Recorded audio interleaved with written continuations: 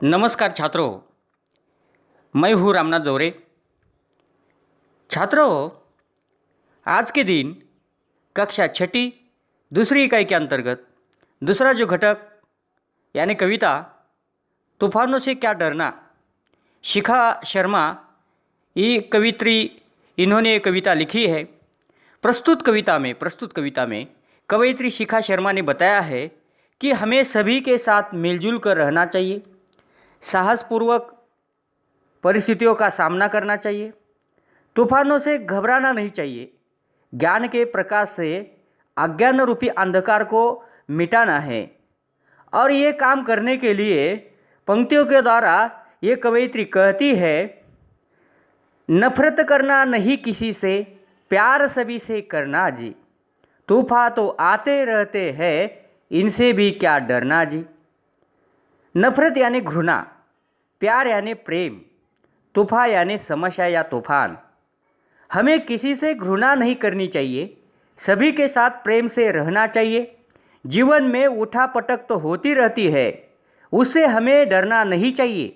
अपने जीवन समस्याएं तो आते रहेंगे, लेकिन इसी समस्या को घबराना नहीं चाहिए।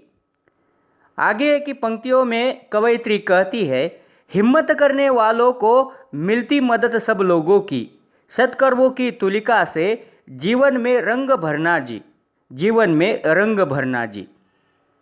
जो मनुष्य आगे बढ़ने के लिए हिम्मत रखते हैं, उन्हें सभी की मदद मिलती है। हमें जीवन में सच्चे कर्म यानी अच्छा काम करके जीवन को रंगमंच बनाना चाहिए। मतलब अच्छे अच्छे कर्मों के द्वारा जीवन को उत्तेजित या प्रेरित किया जा सकता है। ऐसा हुआ तो जीवन में रंग भरने जैसा कार्य होगा। अगली पंक्तियों के द्वारा कवयित्री कहती है, हार जीत का खेल है जीवन, हार जीत का खेल है जीवन, खेल समझकर खेलो। जो भी मिलता हाथ बढ़ाकर, जो भी मिलता हाथ बढ़ाकर, खुशी खुशी तुम ले लो, खुशी खुशी तुम ले लो। जब तक जियो हंसकर जियो, इन एक दिन सबको जाना जी। तूफान तो आते रहते हैं, इनसे भी क्या डरना जी। इन पंक्तियों का अर्थ, जीवन रूपी खेल में हार जीत तो होती रहती है, इसे खेल समझकर खेलो। जीवन में जो कुछ भी हमें मिलता है, उसे हाथ बढ़ाकर खुश होकर स्वीकार कर लेना चाहिए। जब तक जीवन है, खुश होकर जीना चाहिए। एक दिन हम सभी को दुनिया को छोड़कर तो जाना ही है। जिंदगी में तूफानों का आना जाना तो लगा रहता है, मगर हमें उनसे डरना नहीं चाहिए। अगले पंक्तियों के द्वारा कवयित्री स्पष्ट कर देती है, देह अभिमान के कारण देखो कितनी महामारी है, सबको सच्ची राह दिखाना अपनी जिम्मेदारी है। आत्मज्ञान के दीपक जलाकर दूर अंधेरा करना जी। तूफान तो आते रहते हैं, इनसे भी क्या डरना जी, इनसे भी क्या डरना जी। मनुष्य के शरीर में अभिमान यानी घमंड नहीं होना चाहिए। यदि घमंड रहा भी तो ये एक महामारी जैसा होगा, यानी भीषण संक्रामक रोग की तरह ये फैल जाएगा। जीवन में सभी को सच्ची राह दिखाना है, सच्चा रास्ता दिखाना है। ये हर एक की जिम्मेदारी या फर्ज है, कोई एक इंसान का काम नहीं है। स्वयं के पास ज्ञान प्राप्त कर ज्ञान के दीप जलाने हैं।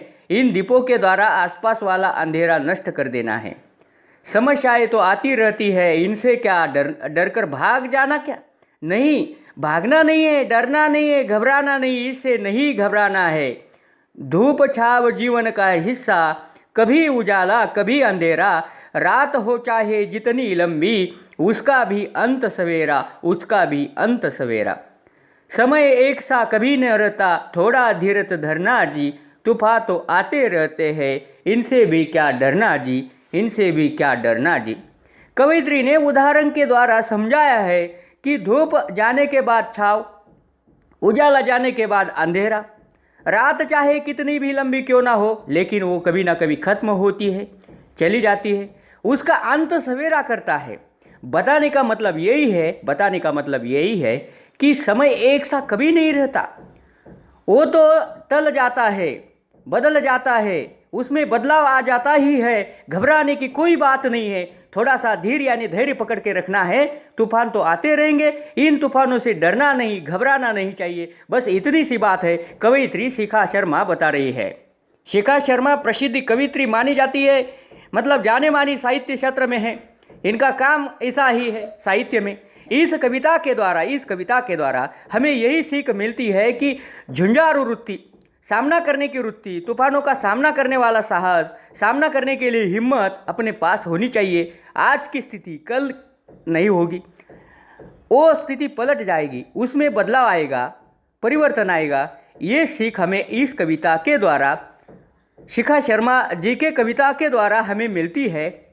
आज के लिए इतना ही बच्चों, धन्यवाद।